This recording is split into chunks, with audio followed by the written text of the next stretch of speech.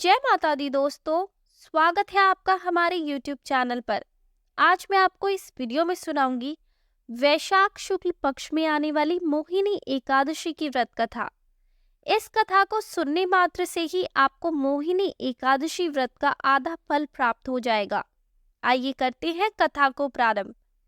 एक समय धर्मराज युधिष्ठिर ने श्री कृष्ण से पूछा कि हे तात, कृपा करके ऐसे व्रत के बारे में बतलाइए जिसे करने से मनुष्य को सभी मोह माया और पतन के मार्ग पर चलने से भी मुक्ति मिलती हो। इस व्रत की कथा क्या है, कृपया विस्तार से सुनाइए।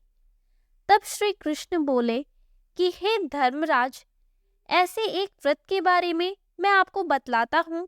गुरु वशिष्ठ के कहने पर इस व्रत का पालन श्री राम ने भी किया है। इसकी व्रत कथा को ध्यान पूर्वक सुनिए। एक समय की बात है, सरस्वती नदी के तट पर भद्रावती नाम का एक सुंदर नगर था। इस नगर में धूतिमान नामक राजा शासन करते थे। वहां सभी प्रकार के धन वैभव से संपन्न धनपाल नामक व्यवसायी भी रहते थे। धनपाल परम विष्णु भक्त और धर्म परायण व्यक्ति थे। उन्होंने नगर में जरूरतमंद लोगों के लिए कई भोजनालय, कुएं, सरोवर, धर्मशालाएं आदि बनाए थे। इसके साथ ही नित्य पूजा, दान पुण्य और सत्कर्म करना भी धनपाल के व्यवहार में था। धनपाल के 5 पुत्र थे, जिनका नाम था सुमना, सद्बुद्धि, मेधावी, सुकृति और धृष्ट बुद्धि। चारों पुत्र धनपाल की तरह ही धार्मिक और सज्जन थे, परंतु सबसे छोटा और 5वां पुत्र धृष्ट बुद्धि इसके ठीक उलट स्वभाव का था। वह दुराचार करता था, मदिरा और कई प्रकार के व्यसन में लिप्त रहता था। धीरे धीरे समय बीता और धृष्ट बुद्धि कुंस गति में रहकर जुआ भी खेलने लगा। स्त्रियों के साथ व्याभिचार और भोग विलास करने में उसे सुख मिलने लगा। वह हर दिन मांस मदिरा का सेवन करता और अपने पिता के धन को खर्च करता था। एक दिन धृष्ट बुद्धि की इन्हीं आदतों से परेशान होकर धनपाल ने उसे घर से निकाल दिया। घर से निकाले जाने के बाद वह अपने पास के गहने कपड़े बेचकर गुजारा करने लगा। धीरे धीरे जब यह सामान भी खत्म हो गया तो उसके गलत आदतों वाले सभी स्वार्थी दोस्तों ने उसका साथ छोड़ दिया। अब धृष्ट बुद्धि ने भूख प्यास से दुखी होकर नगर में चोरी करना भी शुरू कर दिया। एक बार वह चोरी करते हुए पकड़ा गया। उसे बंदी बनाकर सिपाहियों में राजा धूतिमान के सामने पेश किया। राजा ने उसे कारागार में रहने की सजा सुनाई।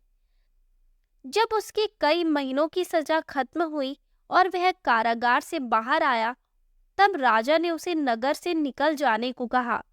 धृष्ट बुद्धि नगर से निकलकर सीधा वन में चला गया। वहां भूख से परेशान होकर वह पशु पक्षियों को मारकर खाने लगा। कुछ समय के बाद उसे खाने के लिए पशु पक्षी का मांस मिलना भी बंद हो गया। ऐसे में एक दिन खाने की तलाश में घूमता हुआ भूख प्यास से दुखी होकर धृष्ट बुद्धि कौंडिन्य ऋषि के आश्रम में जा पहुंचा। वह वैशाख का माह था और ऋषि कौंडिन्य गंगा स्नान करके वापस आश्रम आ रहे थे। उनके भीगे वस्त्रों के जल के कुछ छींटे आश्रम के पास खड़े धृष्ट बुद्धि पर पड़े। पवित्र गंगा की कुछ बूंदें शरीर पर लगने से ही उसे थोड़ी सद्बुद्धि मिली और वह ऋषि के समीप पहुंच गया। ऋषि कौंडिन्य मुनि को प्रणाम करके उसने अपना परिचय दिया और उनसे हाथ जोड़कर विनती की कि हे ऋषि, मैंने जीवन भर बहुत पाप कर्म किए हैं। मुझे जो सजा मिली उससे भी मैं कुछ नहीं सीख पाया।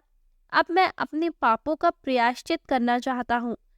कृपया आप मुझे इन पाप कर्मों से छूटने का कोई उपाय बताएं। उसकी विनती सुनकर ऋषि कौंडिन्य ने कहा कि हे बालक, तुम वैशाख माह के शुक्ल पक्ष की एकादशी का व्रत रखो। इससे तुम्हारे सभी पाप नष्ट होंगे और तुम्हें भगवान विष्णु की प्राप्ति होगी। यह सुनकर धृष्ट बुद्धि संतुष्ट हुआ और विधि विधान से मोहिनी एकादशी का व्रत किया। इस व्रत के प्रभाव से धृष्ट बुद्धि के सभी पाप नष्ट हुए और अंत में मृत्यु के पश्चात वह गरुड़ पर विराजित होकर विष्णु लोक को प्राप्त हुआ। तो दोस्तों ये थी मोहिनी एकादशी की व्रत कथा। आपको ये व्रत कथा कैसी लगी हमें कमेंट करके ज़रूर बताएं। हमारी आने वाली सभी वीडियोस को देखने के लिए हमारे चैनल को सब्सक्राइब करें और शेयर करना ना भूलें।